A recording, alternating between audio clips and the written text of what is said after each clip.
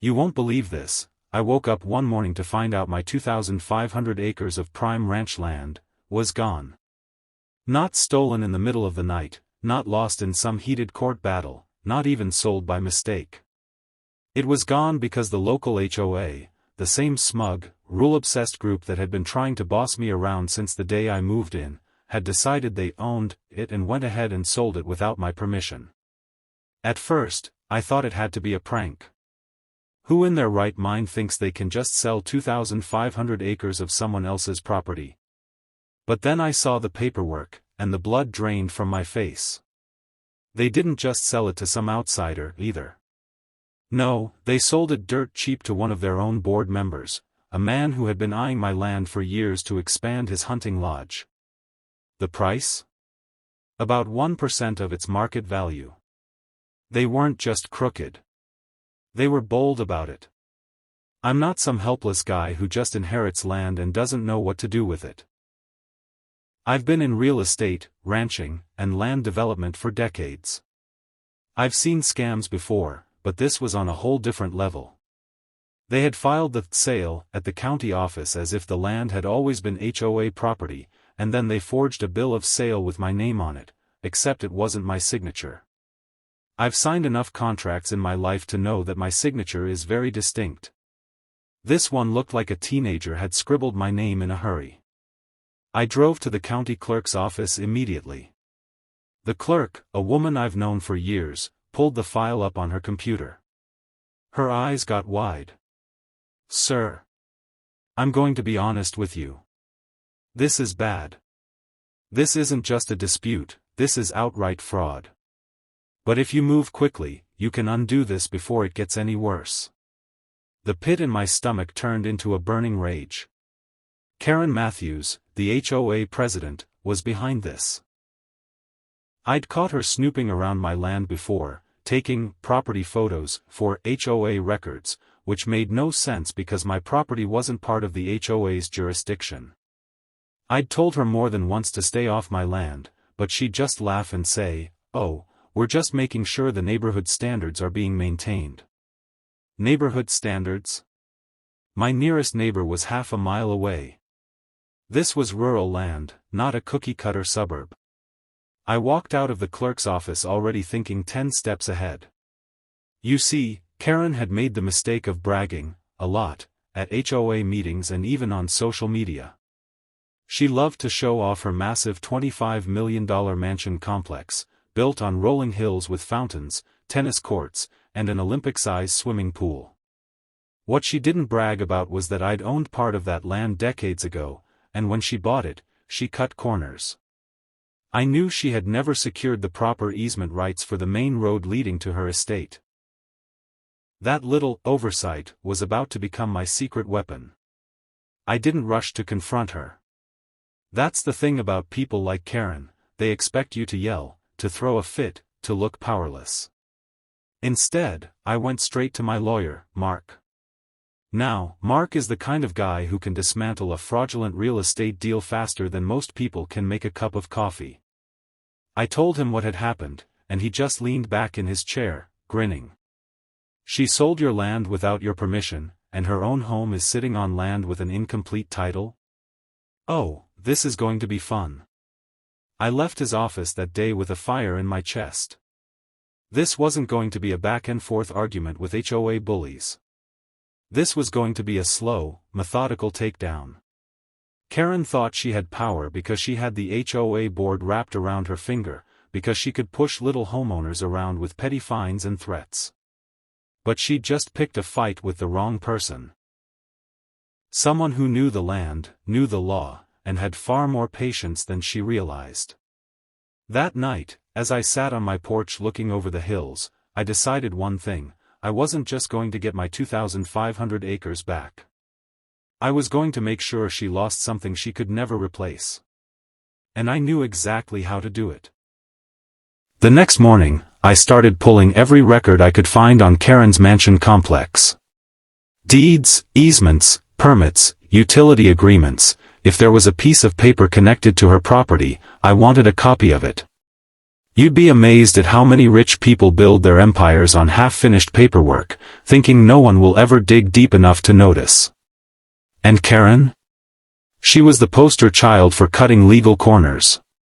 I discovered something beautiful. The main access road to her mansion wasn't technically hers. It ran through a narrow strip of land still registered to a defunct construction company. And guess who had quietly bought that company years ago for pennies on the dollar? Me. That road, her lifeline to the outside world, was mine. Without it, her $25 million property was just a fancy fortress you couldn't reach without trespassing. I smiled to myself. It wasn't just about revenge, it was about precision. I wasn't going to scream, "Gotcha," in her face. I was going to box her in legally until she had nowhere to run. But before I made a move, I needed to make sure the fraudulent sale of my 2,500 acres was officially exposed. Mark, my lawyer, filed an emergency injunction at the county court. He also filed a criminal complaint for forgery and fraudulent transfer of property. Within 48 hours, the county sheriff's department had assigned a detective. The detective called me personally. "Sir, I've seen a lot of HOA drama, but I've never seen one try to sell thousands of acres that don't belong to them. This is going to get ugly." "That's the plan," I told him. Meanwhile, Karen must have gotten wind of the complaint because she showed up on my property the following afternoon in her pearl-white SUV, sunglasses on, and that smug smile plastered on her face. She stepped out like she owned the world and said, "You're making a big mistake, going against the HOA. We're just protecting community interests." I laughed so hard I think it caught her off guard. "Karen, the community ends half a mile from here. This land has never been in your HOA, and you know it." Her eyes narrowed. "Well, the paperwork says otherwise." She turned to leave, tossing her hair like she'd just delivered a knockout line. I didn't stop her. I wanted her to keep feeling confident, because the higher her ego climbed, the harder the fall would be. 2 weeks later, my injunction came through. The court froze any activity on my land and declared the sale null and void pending a full investigation. The detective also confirmed the signatures on the HOA's documents didn't match mine and were likely forged. Karen's board members started getting nervous. A couple of them even called me anonymously, trying to cut a deal. But I wasn't interested in half measures. I wanted the full collapse. That's when I brought out my ace, the road. Mark drafted a formal notice to Karen's lawyer stating that effective immediately, all non-permitted access to the road leading to her mansion would be restricted. We offered her 2 choices: negotiate a proper easement agreement, which would cost her a fortune in back fees and penalties, or find another way to access her estate. I knew she wouldn't want to pay. And the alternative? Well, there wasn't one. Her property was landlocked without that road. The day she got that notice must have been one for the history books because within hours, my phone blew up with calls from her, her lawyer, and even some of her friends on the HOA board trying to intimidate me. One board member barked over the phone, "You can't do this to her. That's her home." I calmly replied, "And those 2,500 acres were my home. Tell her to think about that while she's finding a helicopter service." Within days, I started seeing delivery trucks turn away from her gates. Landscaping crews couldn't reach her.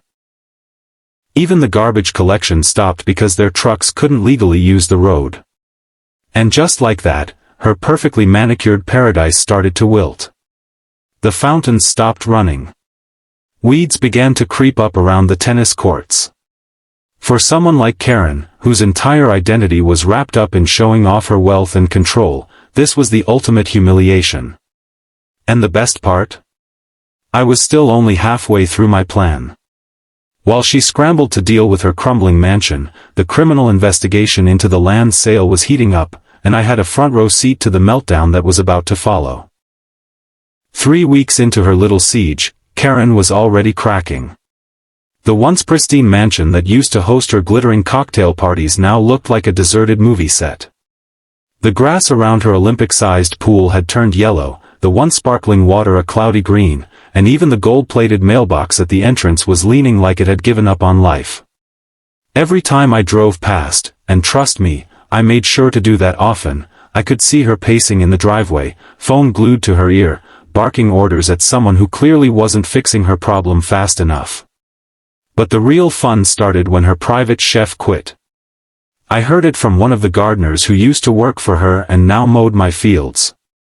"Boss," he told me, grinning, she was yelling about not being able to get her imported truffles because the delivery guy wouldn't risk trespassing. Said she threatened to sue him. I laughed so hard I almost tipped over the feed bucket I was holding. Meanwhile, the detective handling the fraud case called me with an update. "We've gathered enough evidence to recommend charges," he said. "Forgery, fraudulent transfer, conspiracy. The DA's office is drafting the indictment as we speak." I thanked him, hung up, and leaned back in my chair, savoring the moment. The thing about people like Karen is they think rules are only for other people. They thrive on intimidation and bluffing. But the second you put them in a position where bluffing doesn't work, they unravel faster than a cheap sweater. I decided it was time for the next push. The access road was just the appetizer. The main course was the financial chokehold I'd been setting up quietly behind the scenes. See, while everyone focused on the drama of the land sale, I'd been digging into the financial records of the HOA itself. And oh boy, was that a goldmine. Over the past 5 years, Karen had funneled HOA funds into maintenance projects that didn't exist, billed the community for security services from companies she personally owned, and even charged them for landscaping work done on her mansion. I packaged all of this into a tidy, well-documented report and sent it anonymously to every single homeowner in the HOA. I also copied it to the local paper, which had been itching for a juicy scandal. By the next morning, her phone must have been melting from the calls. The paper ran the story with the headline, "HOA President Under Investigation for Embezzlement." The neighborhood's reaction was immediate. Residents started demanding emergency board meetings. A group of them even picketed outside her gate with homemade signs that read, "Karen out," and "Stop HOA Corruption." I drove by again, slowly, windows down, just to take in the sight. She spotted me, of course, and the look on her face could have curdled milk. The HOA's lawyer, probably realizing they were defending a sinking ship, called me to open a dialogue. He suggested we mutually drop all actions, and move forward for the good of the community. I almost choked on my coffee. "You mean I should just forget that she tried to steal my land, forged my signature, and ran the HOA like her personal ATM? Not a chance." Karen must have realized the legal noose was tightening because she made one last desperate move. She tried to sell the mansion, quietly, off-market, hoping to unload it before everything came crashing down. But guess what? With no legal access to the road, the property's value was in the gutter. No buyer in their right mind was going to pay $25 million for a luxury prison with no driveway. By week 4, the DA officially filed charges. The sheriff's department came out in full force one morning, lights flashing, to serve her with an arrest warrant. I wasn't there in person, but oh, I got the play-by-play from half the town. She came out in her designer robe, still trying to argue with the deputies, waving her hands like they were inconveniencing her spa day. When they cuffed her, someone in the crowd yelled, "How's community leadership working out for you now?" The video of her arrest went viral within hours, and you can guess who made sure it got online. At this point, her reputation was radioactive. The HOA voted to remove her as president, the bank froze her accounts pending the investigation, and the utilities company cut off her mansion for unpaid bills. Without her influence or her money, she was nothing more than another disgraced figure in a silk robe, facing the same justice she'd tried to deny others. And me? I wasn't done yet. I had one final move planned, and it was going to make sure she never forgot the day she decided to mess with the wrong landowner. The road was just the start, the investigation was the middle, but the ending?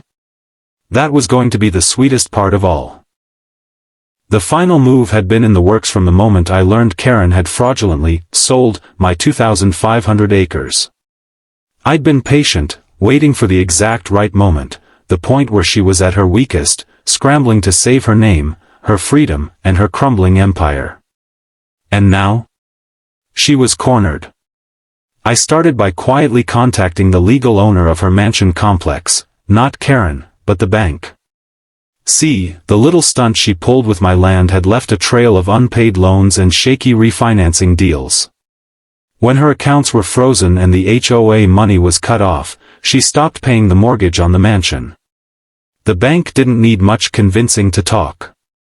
They were already preparing to foreclose. That's when I made my offer. I knew exactly what the property was worth with road access, but without it? It was basically a white elephant, enormous, expensive to maintain, and useless to anyone without millions to burn. I proposed a cash deal, at less than 15% of its market value. On the condition that I could close in under a week. They were hesitant, but when I reminded them that the foreclosure process would cost them more than my offer, they agreed. The day the sale went through, I had the deed in my hands and a smile that could have powered a small city. Karen had tried to steal my land, and now I legally owned her $25 million mansion complex for less than what some people pay for a beach condo. And I didn't even need to lift a finger to evict her, the sheriff's office was already handling that thanks to the foreclosure. Oh, and I made sure to be there on eviction day. The deputies arrived with moving crews and a court order, and I stood in the driveway, leaning casually against my truck. She came storming out, wild-eyed, still in that ridiculous silk robe, screaming about unlawful seizure and abuse of power. The deputies barely looked at her. When the lead deputy handed me the keys, I didn't just take them. I made a show of slowly dangling them in front of her. "Karen," I said, loud enough for the crowd of neighbors gathering at the gate to hear, "you're trespassing on my property. I'm going to have to ask you to leave." The crowd erupted in laughter. Some even clapped. One neighbor yelled, "How's it feel now, Karen?" She went red as a stop sign, sputtering like a kettle on high heat. But the deputies didn't give her a chance to argue. They escorted her past the gate while the movers started carrying out box after box of her belongings, most of which looked absurdly expensive and equally useless. After she was gone, I walked through the mansion for the first time. It was obscene in its extravagance, chandeliers as big as cars, marble floors, a home theater, even a private spa. But what struck me most was how empty it felt, despite all the luxury. This place had been her throne, her fortress, the source of her arrogance. Now it was mine, fair and square, bought legally and without the dirty tricks she'd tried to pull on me. I could have kept it. I could have moved in, turned it into a trophy of my victory. But that wasn't my style. Instead, I decided to sell it, not at the ridiculous inflated value she'd once bragged about, but still enough to triple my investment. The profits would cover every legal bill, every improvement on my land, and a few, just because, purchases I'd been putting off for years. The sale happened fast. The buyer was a tech entrepreneur looking for a private retreat, and he didn't mind paying extra to have me reinstate the road access, which I now controlled entirely. By the time the deal closed, I'd turned Karen's scheme into the biggest win of my life. As for her, the news wasn't so rosy. With her mansion gone, her accounts frozen, and her criminal trial looming, she had to move into a much smaller house, one she rented from a cousin in another state. The HOA she once ruled with an iron fist dissolved under the weight of lawsuits and debt. The homeowners reorganized without her, banning her from holding any position of authority in the future. Every now and then, I hear updates. She's still fighting in court, still trying to talk her way out of the charges. But without money or influence, she's just another defendant in the system she thought she controlled. And whenever I think about it, I remember the look on her face that day in the driveway, when the keys changed hands. That moment was worth more than the mansion, more than the land. It was justice, delivered in the most poetic way possible. I went back to my ranch the evening after the eviction, stood on my porch, and looked out over my 2,500 acres. The sun was setting, painting the sky in gold and crimson. My land was mine again, and my peace was restored. Karen had learned the hard way that you don't mess with someone who knows both the law and the land. And that some battles aren't fought with fists or fury, but with patience, planning, and the sweetest revenge money can buy.